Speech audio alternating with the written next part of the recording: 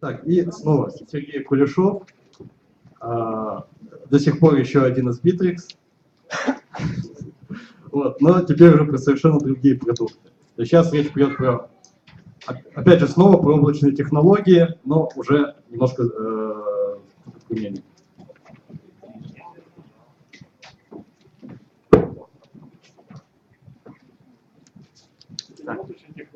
Да, микрофон какой-то необычный, сразу работает.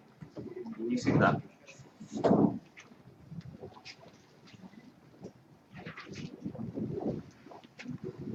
На этот раз расскажу вам про социальный интернет, облачные технологии для бизнеса.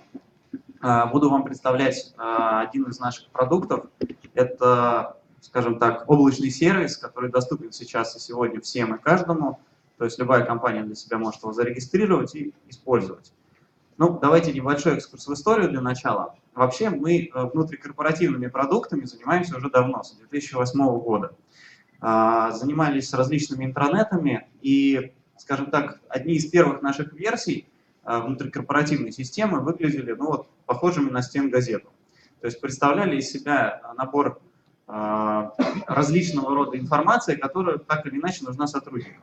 Но сами сотрудники не были представлены на таких порталах. У них менялся дизайн, была куча различных функциональных вещей, но вот, скажем так, какой-то персональности, да, не хватало. То есть людей и лиц не было. Не было сотрудника, он не осознавал себя частью команды. Ну, к этому году мы потихоньку шли к этому и пришли, в общем, к тому, что начали появляться люди. Уже там началось это все с того, что появились там аватарки у каждого сотрудника, там он себя видел, появлялись аватарки, соответственно, у всех остальных, это все было видно и заметно. И в итоге пришли к концепции социального интранета. Давайте я попробую рассказать об этой концепции немножко. Вот смотрите, то, что происходит за пределами нашей компании сегодня, уже давно изменило наше восприятие информации и работы с ней.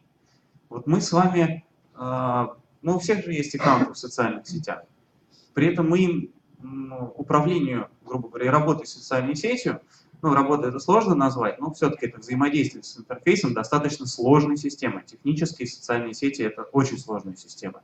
Но наше взаимодействие с ними простое и понятное. Нас никто не обучал постить фотографии в Фейсбуке или ВКонтакте, или загружать туда даже видео, как многие делают. Никто не обучал искать там информацию, которая нас интересует. То есть мы как-то зашли, зарегистрировались, и вроде все само собой получается. И вроде как мы привыкли к этому, и, в общем-то, и в других местах тоже ожидаем и хотим вот такого счастья, когда нам не нужно разбираться в сложной системе, а мы можем просто взять, открыть и начать работать. Про воспринятие информации. Вот сегодня мы с мобильным телефоном не расстаемся даже ночью. Уверен, что у большинства из вас будильники на телефоне стоят. Сейчас, по-моему, уже трудно встретить ситуацию, когда будильник обычный какой-то. Я даже не помню, как они выглядят. Сейчас большинство смартфонов. И со временем количество и вообще доля продаж смартфонов очень сильно растет. Это означает, что через каких-то пару лет они будут у всех. А это значит, что мы, у меня, например, сегодня и утро, и день весь проходит, не вылезая, по сути, из телефона, потому что там, помимо всей рабочей информации, точно так же информация о том, что мне интересно и меня окружает. Это могут быть газеты, это могут быть новостные издания, это могут быть, естественно, социальные сети. То есть там, я, например, Твиттер считаю, что все, наверное, важное и полезное, что я хочу узнать из мира, там, не знаю, политики и каких-то других вещей, в Твиттере мои друзья обязательно ретвитнут или напишут. То есть мне не надо открывать газету и искать там то, что меня вдруг заинтересует, или идти на какой-то новостной сайт и искать там то, что меня заинтересует. Мне обо всем друзья мои расскажут.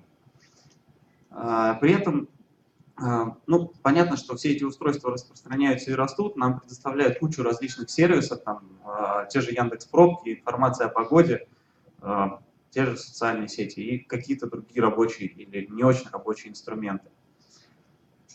Вот мы посчитали, что хотелось бы такое иметь и на работе, чтобы работа была точно так же в удовольствие, проста и понятна. Но вот мы на самом деле, когда строили этот концепт в нашем продукте, мы спрашивали людей, вот, наших клиентов, да, которые работают с нашими интранетами.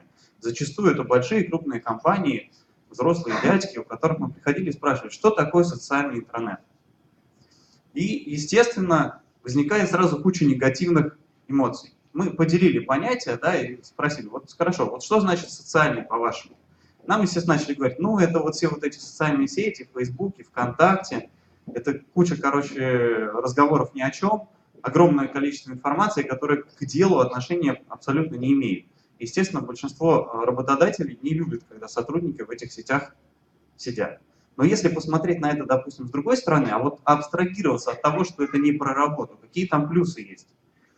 А плюсы в том, что легко взаимодействовать и общаться. Мы с вами запросто общаемся в социальных сетях с нашими друзьями. И у нас нет проблемы прокоммуницировать, написать что-то, обсудить, пообсуждать, и там это все как-то само собой происходит. Люди сами заходят, интересующие темы комментируют и так далее. Все легко и просто. Там везде люди и лица. То есть социальная сеть — это такая замена простому общению, да, с глазу на глаз. Потому что, и оно работает, потому что там всегда ты видишь человека. Ну, пусть на фотографии, ничего страшного. Фотографии все постоянно обновляют, меняют, поэтому ты, в общем-то, знаешь, как выглядит человек даже там сегодня, грубо говоря. Там есть моментальная обратная связь, очень важная. То есть я, если что-то написал, мне тут же кто-нибудь что-нибудь ответит. Либо комментарием, либо лайком. Это дает мне обратную связь, которой мне, в общем-то, на работе сильно не хватает, на самом деле. Ну и еще куча разных плюсов, связанных с тем, что это, во-первых, мобильно, то есть неважно какие устройства, да, я с социальными сетями работаю откуда угодно и когда угодно.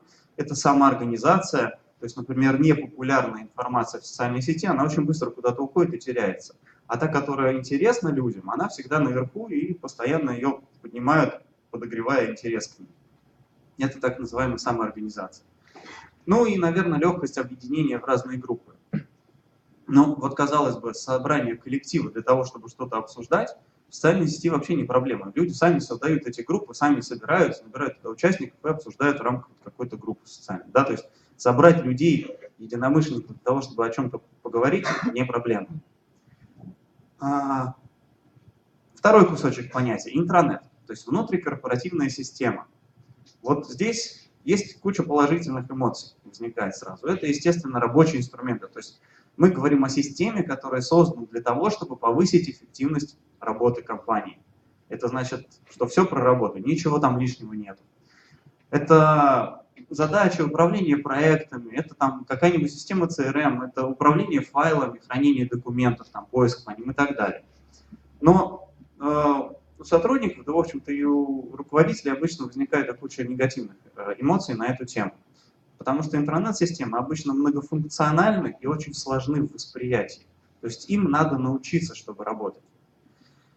Много происходит различных ошибок. Внутри корпоративных систем, там, ну или вообще, я не говорю, что какой-то конкретной системе, да, вообще в целом в корпорациях, в компаниях, да, там горы почты, там нужно как-то ориентироваться, нету единого места, где можно узнать вообще, что происходит в компании. Вот грубо говоря, открыть место и сразу стать в курсе дел. В концепции социального интранета мы на самом деле вычеркиваем все отрицательные стороны обоих терминов, объединяя в себе одни положительные. Получается вот такая красивая картинка. Давайте к делу. Как это все выглядит и почему это так работает. Мы прежде всего предлагаем новый формат общения. То есть если раньше для того, чтобы поговорить и обсудить, нам нужно было встретиться или назначить какое-то, не знаю, онлайн-совещание и так далее, то теперь мы можем в рамках рабочих инструментов коммуницировать, грубо говоря, с нашими сотрудниками, с любым количеством сотрудников в виде переписки. Соответственно, мы можем писать сообщения и общаться. Казалось бы, электронная почта для этого создана. Ее уже придумали давно, в 1996 году. Вот она, пожалуйста, есть как раз для того, чтобы общаться между людьми, не встречаясь. Ну, это все хорошо, она здоровский инструмент, несмотря на то, что был придуман очень давно, и непонятно, почему ничего новенького на эту тему не придумали. Идеально для общения с удаленными или с внешними сотрудниками. Но, например, внутри компании почта не социальна, она и никогда такой не станет, она не сможет такой стать технически. Давайте посмотрим, как вообще это происходит в почте. Ну вот у нас идет переписка. Мы начинаем собирать в переписку все новых и новых адресатов, подключая их, скажем так. Вот у нас идет какое-то обсуждение по электронной почте, мы подключаем новых и новых людей, и набирается у нас такая большая пачка писем. Естественно, не все сохраняют всю переписку в одном письме, потому что это получается просто нереальных размеров письмо, в котором сложно ориентироваться. А потом вдруг раз, и кто-то из этой переписки исчез. Там один исчез, другой исчез, хоп, и уже непонятно. И мы начинаем вскрывать архив почты, чтобы посмотреть, до чего же мы там договорились и почему пришли к тем или иным выводам. И получается, что не можем этого сделать, потому что у нас просто не хватает данных. Мы их не можем вытащить. И либо это очень сложно, либо зачастую невозможно. Какая есть альтернатива? Альтернатива — социальный интернет и наш продукт. Он называется Bittrex24, и, как я говорил, это облачные технологии, то есть это облачный сервис, который не нужно устанавливать. То есть он доступен для вас, просто зарегистрироваться нужно. Нужно зайти на сайт Bittrex24, придумать себе адрес для вашего портала, ввести там свои данные, и вы, по сути, получите готовый портал, с которым можно работать. На него надо будет пригласить других сотрудников и, собственно, начать работать. Первый тарифный план, он бесплатный. Забегая вперед, расскажу об этом. Соответственно, начать можно прямо сейчас, не заплатив ни копейки, по сути. И как получается такое общение в Bittrex24? У нас есть внутренняя система сообщений, которая, по сути, заменяет электронную почту. В ней есть все, что необходимо. И мы в любой момент можем подключить к общению любое количество людей. Ну, представьте, как в социальной сети. Вы что-то обсуждаете с коллегами, если нужно кого-то подключить, можно его упомянуть, ну там, или притащить в это обсуждение и продолжить обсуждение с ним. Если ему не интересно, он раз ушел и все. И как бы нужно вернуться. И никуда это не девается, оно так и остается, так и сохраняется в системе навсегда. То есть в любой момент мы сможем вернуться к этому обсуждению, найти, независимо от того, отключили мы кого-то от него или подключили. Вот я даже продемонстрирую такой простой пример, как это выглядит в реальной жизни. Это портал Bittrex24, соответственно, сообщение пишется мгновенно и быстро прямо с главной страницы. Главная страница — это живая лента, которая отражает в себе все изменения портала, которые вообще на нем происходят. Ну, естественно, не все, а те, которые непосредственно меня, как посетителя портала, в данный момент касаются. Мы пишем сообщения, мы обсуждаем, комментируем, можем ставить лайки на те или иные сообщения. Мы можем добавлять, естественно, фотографии, загружать туда какие-либо файлы. И это еще один из бизнес-процессов, который может быть решен в социальном формате. Мы определяем, кому адресовано это сообщение. Так же, как в электронной почте вы указываете адреса, так и здесь. Только здесь больше возможностей, потому что мы можем указать группу людей, можем указать конкретного человека, можем указать структурное подразделение компании. Портал знает о структуре нашей компании, соответственно, можем выбрать конкретный отдел, не адресуя конкретно нескольким людям. И это сообщение станет им доступно. Та же история у нас и с файлами. То есть если раньше мы файлы, когда хранили, мы хранили их в каком-то, не знаю, в сетевом хранилище, допустим. То есть есть у нас какая-то папка на сервере, или у каждого на компьютере своя, где мы храним документы рабочие. Но тут возникает куча проблем. Во-первых, их неудобно искать. То есть, чтобы найти нужный документ, я не знаю, что надо сделать. Надо знать, как он называется хотя бы. А если мы не знаем, как он называется, как его найти? Вариантов мало. Есть, конечно, поиск в операционных системах, но если, допустим, это внешний сетевой диск, то поиск по такому устройству будет выполняться чрезвычайно долго. Тем более поиск по содержимому файла. Файлы нельзя обсуждать. На файлы сложно выставлять права. То есть это все как-то не по-человечески. И можно использовать файловое хранилище в Bittrex24, потому что любой документ, загруженный на портал, будет сохраняться в этом файловом хранилище, и можно гибко выставлять права, сразу же указывать, кому он доступен, а кому нет, и самое, наверное, главное, его можно обсуждать и комментировать. То есть каждый документ, загруженный на портал, получает свою некую карточку, в которой можно увидеть и все изменения этого документа, кто и когда их сделал, и предыдущие версии документов. Мгновенный поиск по этим документам, опять же, организован в том числе по содержанию. Достаточно в главном в главной строке поиска портала там, ввести несколько ключевых слов, и система подскажет. Вот, например, скажем, простой процесс, вернее нет, это сложный процесс в социальном формате, в простом, понятно. То есть, допустим, если бы нам необходимо было утвердить какой-то договор, можно было построить этот процесс следующим образом. Прийти к одному из сотрудников или собрать совещание, или пустить этот договор по какой-то цепочке, да, когда мы его утверждаем и согласуем. А можно сделать в социальном формате, просто разместив на портале и написав: ребята, вот у меня есть партнерский договор новый, нам его надо с вами согласовать, указав в получателях тех людей, которые ответственны за согласование этого договора. Они все получат уведомления, получат доступ к сообщению и к файлу. Мы сможем в комментариях к этому же файлу пообсуждать, покомментировать и прийти к какой-то финальной версии этого договора. Притом, обратите внимание, управление правами происходит интуитивно и автоматически. То есть, если я загружаю сообщение в файлик сообщения, мне не нужно задавать дополнительно какие-то настройки приватности. Мне достаточно просто в адресатах сообщения указать, кто имеет доступ к сообщению и к файлу, и эти права будут выставлены автоматически. То есть никто другой к этому файлу доступа не получит. И в момент, когда мы, допустим, пришли к некой финальной версии, загрузили ее снова на портал, я могу тут же этот файлик просто перенести в общее хранилище, и он, естественно, станет сразу доступен всем остальным сотрудникам, ну или тем, кому это необходимо. То есть управление достаточно сложным процессом, таким как там назначение прав доступа, здесь также происходит легко и просто, без специальных дополнительных знаний. Помимо поиска, да, помимо того, что поиск просто ищет то, что мы хотим на портале, да, то есть у нас самое главное, что не происходит потери на поиск информации. То есть чем дольше портал работает в компании, тем больше он накопил, саккумулировал в себе информации, тем, по сути, быстрее и проще нашим сотрудникам ее искать. Куча исследований проводилось на этот счет, очень много времени тратится сотрудникам на поиск какой-то информации. Если бы мы могли предоставить ему инструменты для быстрого поиска чего-либо, мы бы сократили его время и повысили бы эффективность значительно. Вот один из таких инструментов. Например, поиск документов, которые все загружаются на портал, они индексируются мгновенно по содержанию в том числе. Это означает, что мы прям вот сразу можем его найти.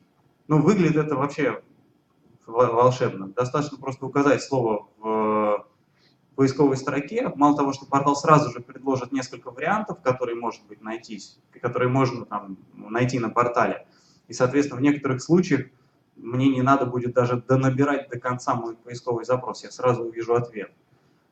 Но и также покажет в результатах поиска там все результаты, которые есть. И при этом отметьте поиск социальный. То есть, если мой документ набрал больше лайков, он будет выше в поиске. Это, опять же, элементы самоорганизации.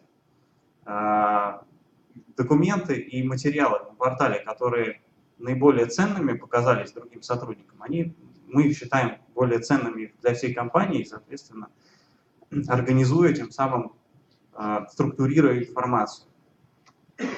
Ну, есть еще и целый ряд функционала, который, в общем-то, необходим для того, чтобы вести и помогать людям работать. Например, задачи. Задачи также выполнены, ну, скажем так, в почти социальном формате, то есть постановка поручений и задач происходит классически, это классический тайм-менеджмент, таск-менеджмент, простите. То есть постановка задач, назначение ответственного, установка крайних сроков, там, наблюдателей для задач и так далее, но все задачи также можно комментировать и обсуждать. Это, опять же, дает большое поле для коммуникации внутренних и общения. Но самое главное, что вся история все равно сохраняется. При этом задачи можно ставить не только сверху вниз, да, но и по горизонтали, там один сотрудник другому. Я сам себе, естественно, могу ставить задачи, в том числе от лица моего руководителя. То есть, если руководитель мне устно поставил какую-то задачу, я могу вернуться на портал после совещания и поставить себе задачу от его лица, например. Вот аналог тех же групп, которые мы видим в социальных сетях, но только, опять же, про работу. Объединение в рабочие группы, опять же, очень важный момент. Мы можем объединиться по разным признакам совершенно. Это может быть группа отдела какого-то, или группа по какому-то проекту или направлению, которая имеет в себе свои выделенные и недоступные, например, для других пользователей инструменты. Это те же задачи, тоже файловое хранилище, календарик внутри системы, да, для хранения и управления какими-то событиями. Все обсуждения, все может быть в рамках закрытой Ну или, например, открытые группы. Вот, например, одна из групп, и здесь как бы все последние изменения, то есть та же живая лента, но ограниченная одной группой. Естественно, мы хотим видеть и структуру компании. И, конечно, в отличие от социальных сетей, структура для нас имеет очень важное значение, потому что структура компании, по сути, определяет не только там, кто иерархически где расположен на дереве структура компании, но, по сути, определяет права доступа к порталу. И опять же, здесь происходит все автоматически, то есть визуальная структура, она выглядит красиво, но это хороший инструмент для того, чтобы управлять правами. То есть я, как администратор портала или руководитель, могу там, создавая структуру, перетаскивая сотрудников, да, из одного места в другое, настраивать доступ к порталу таким образом, что, например, руководитель там, при, грубо говоря, назначении его на должность руководителя сразу получает доступ там, ко всем задачам своих подчиненных, к управлению там, рабочим временем, рабочими отчетами и так далее и тому подобное. Вот еще есть такая штука, как учет рабочего времени. Многие компании хотят реально понимать, сколько времени тратит сотрудник на работу, находясь там в офисе или не находясь в офисе. Можно, конечно, вводить всякие драконовские меры, внедряя всякий вход в офис по отпечатку пальца или по какой-нибудь карточке, да, приложил палец, время пошло, вышел покурить, время остановилось. Но может быть и другой формат, опять же, ну, назовем его опять же социальным. Пришел, открыл портал, нажал большую зеленую кнопку «Начать рабочий день», время пошло. Вышел на перерыв на обеденный, там есть кнопочка «Перерыв». Вернулся, включил опять «Заканчиваешь рабочий день», соответственно, нажал кнопочку «Завершить рабочий день».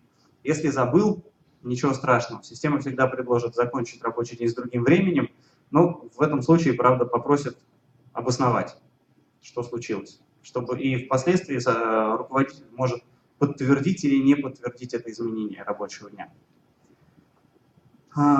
И, естественно, отчетность. Конечно, мы в случае с, ну вот, кстати, табель учета по рабочему времени, отчет, кто сколько отработал, доступен и руководителю, можно посмотреть. И можно это даже, нет, без Bittrex24 нельзя. Есть еще отчеты. Один из таких сложных моментов для сотрудников вообще. Потому что писать отчеты никто не любит. Никто не любит сидеть и тратить время на то, чтобы написать отчет о том, что ты сделал за неделю, за месяц и так далее. А руководители, наоборот, очень любят, когда им пишут отчеты, потому что они понимают, и компания становится прозрачной и понятной. Но вот если совместить хотение и нехотение, можно попробовать реализовать вот такой инструмент, как у нас. Это, опять же, социальный формат, по сути. Каждый день, когда я заканчиваю рабочий день, мне система предлагает кратко написать, что я сегодня сделал. В принципе, занимает 1-2 минуты на то, чтобы там тезисно накидать общие вещи. В итоге, по итогу какого-то периода, ну, допустим, возьмем для простоты неделю, то есть в пятницу вечером система предложит мне создать рабочий отчет за неделю, куда объединит все эти мои ежедневные записи, и, по сути, мне останется только слегка подкорректировать. При этом система сама соберет все события, которые в моем календаре были, да, то есть все мероприятия, в которых я участвовал, и все задачи, которые у меня в системе на этот срок стояли, также сюда подтянутся автоматически. Получается, что мне для того, чтобы предоставить отчет руководителю, надо нажать одну кнопку «Отправить отчет». Ну, может быть, немножко скорректировать, если что-то там забыл указать ранее. Руководитель получает отчет, может его оценить положительно или отрицательно. Мы можем, опять же, отчет пообсуждать, если у руководителя возникли какие-то дополнительные вопросы. И он видит вот такую картину по компании. То есть он видит у каждого сотрудника все его отчеты, видит оценки, которые поставили руководители там, других звеньев. Соответственно, может определить, скажем так, эффективность конкретного сотрудника. И если как-то сотрудник пришел к вам за повышением зарплаты, можно открыть эту страничку и будет о чем с ним поговорить. Естественно, для того, чтобы обеспечивать коммуникацию еще более эффективно, удобные, в общем-то, сервисы, которые все сейчас используют, это мгновенные сообщения. Ну, в случае, там, допустим, с Аськой или Скайпом, все мы к ним привыкли, но, как вы, наверное, понимаете и помните, там помимо деловых контактов обычно еще куча неделовых контактов, которые отвлекают нас от работы. Вот можно использовать внутренний мессенджер в портале Bittrex24 такой есть. Он доступен и в различных устройствах, мобильных и или там для компьютеров есть специальные приложения, с помощью которых можно мгновенно переписываться со всеми сотрудниками. То есть сразу видно присутствие сотрудника на рабочем месте, ну и, в общем-то, можно всегда пообщаться в таком формате. Опять же, вся история переписки всегда сохраняется. И в итоге что мы получаем? Мы получаем простые, удобные, понятные для наших сотрудников инструменты работы, именно работы, обратите внимание, это не развлечение. И те лайки, там, которые вы видели, это тоже не инструмент потешиться, а самоорганизация контента. Контента много, его надо организовывать. Мы стараемся сделать это автоматически, чтобы не напрягать ни вас, ни ваших сотрудников. Социальные простые коммуникации. Бизнес состоит из коммуникаций. Мы всегда с вами постоянно общаемся. И здорово, если мы будем с вами общаться на портале, потому что все истории сохранятся. Мы всегда сможем найти и вернуться к обсуждениям, понять, почему мы приняли те или иные решения, и, соответственно, более эффективно принимать следующие. И так уж получается, что работа в таком формате, она вовлекает людей. То есть вот как нас социальная сеть затягивает, то же самое происходит и с работой. Нас вовлекают в работу, причем не против нашей воли, а наоборот. Поэтому мы и говорим, что с Bittrex24 надо работать и общаться с удовольствием. Да, что? Да, у меня буквально 1 минута осталась. Вот я говорил об облачном сервисе, что это все в облаке и так далее. И, естественно, вы меня спросите, а как же там с защитой данных? Мы же вроде по работе там все будем делать. Так вот, мы об этом подумали и строим нашу архитектуру облачного сервиса. Мы строили ее сами, предусмотрели все, что возможно. Это и шифрация всех данных, которые передаются туда или иначе. С сервисом работа возможна только по протоколу SSL.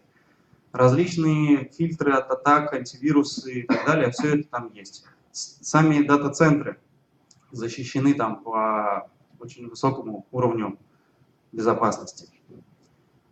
И, по сути, работает это бесперебойно. То есть у нас есть 2 независимых дата-центра, в которых обрабатываются все эти порталы и работают, размещены. Они размещены в разных регионах, даже, я бы сказал, нашей планеты, в разных концах. И, соответственно, они друг от друга никак не зависимы. То есть даже если с одним что-то происходит экстраординарное, второй дата-центр все равно обеспечит постоянную работу сервиса. То есть вы можете не переживать за какую-то недоступность ваших данных, которые вы храните.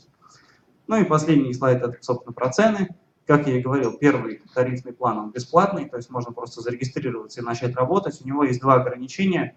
Это до 12 сотрудников можно пригласить на портал, и объем для хранения документов там 5 гигабайт. Дальнейшие планы тарифные стоят 5 и 10 тысяч рублей в месяц. Соответственно, за 5 тысяч добавляется возможность экстранет. Ну, во-первых, снимается ограничение на количество сотрудников, то есть они у вас более никак не ограничены. У вас появляется возможность использовать экстранет, это внешние рабочие группы, то есть приглашать на портал внешних людей, то есть не сотрудников вашей компании, а контрагентов каких-то, не знаю, партнеров, клиентов даже, возможно. Ну и в большом тарифе увеличивается вместо до 100 гигабайт и подключается возможность учета рабочего времени, рабочих отчетов и использования своего собственного домена.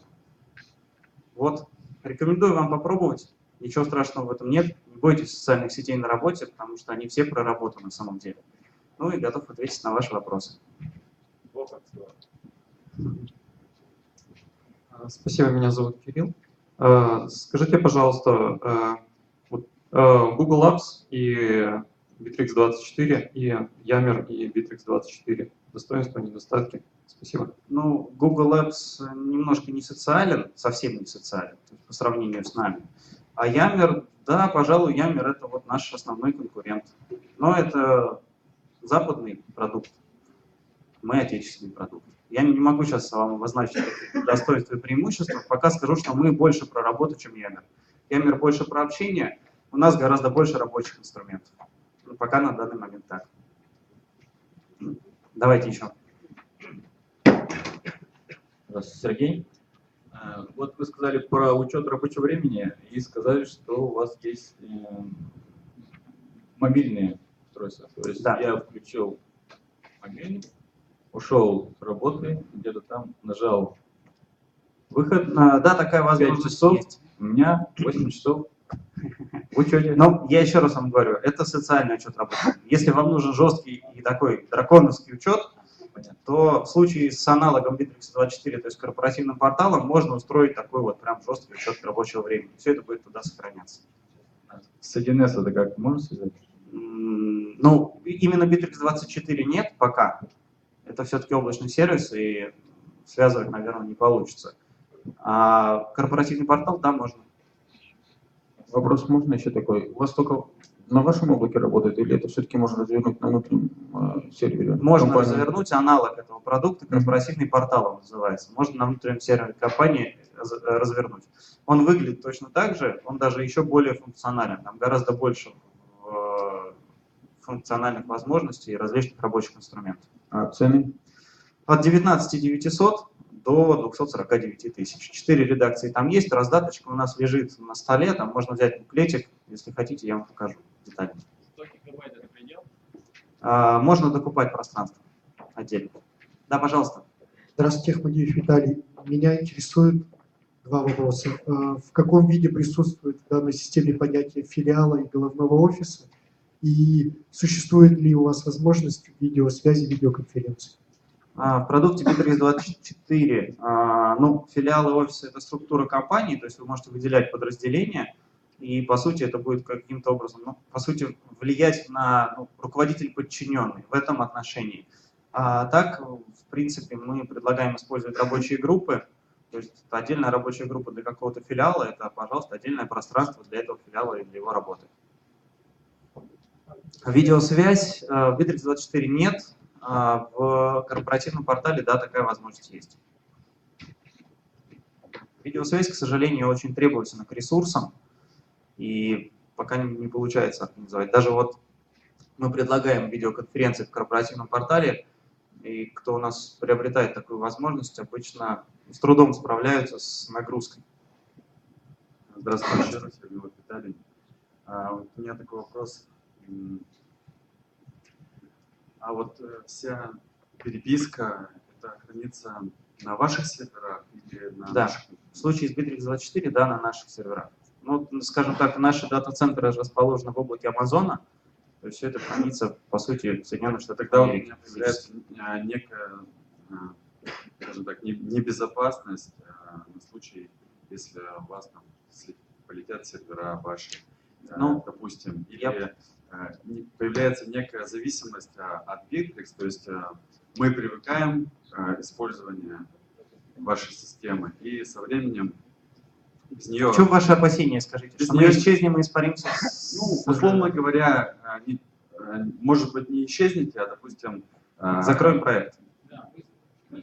Один из вариантов, допустим, мы начинаем пользоваться сегодня у нас бесплатно, мы пользуемся 12 человек, завтра у нас 100 человек, потом понимаем, что мы не можем потянуть эту сумму денег, допустим. Я понял вас.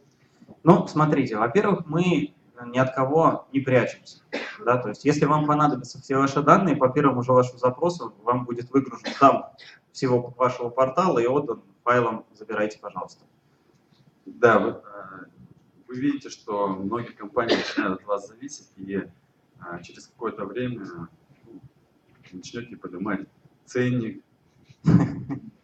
Ну, вы знаете, это скорее наша репутация. Посмотрите, мы не первый год на рынке, и мы так не поступаем. То есть у нас нету корыстного интереса сейчас вас привлечь, а потом задрать вам цены так, чтобы вы вздохнуть не могли. Нет, мы так не поступаем, и это, наверное, ну, это совершенно точно вот, параметр, наверное, Потому что как нашей В репутации. какой-то степени часть нашего бизнеса мы доверяем ваши руки. И просто, Ну, еще больше раз говорю, доверия. что это социальный формат. То есть мы предлагаем вам сервис. Вы можете им воспользоваться, начать с ним работать. Когда вы поймете, что вы внесли туда уже столько данных, что совсем не хотите доверять нашим ресурсам, вы приобретите себе лицензию на корпоративный портал, заберите это все себе, установите на свой собственный сервер, поставьте его в сейф, закройте, и вот будете уверены, что все ваши данные всегда с вами и никуда не денутся. Спасибо большое, Сергей. Да. Спасибо большое.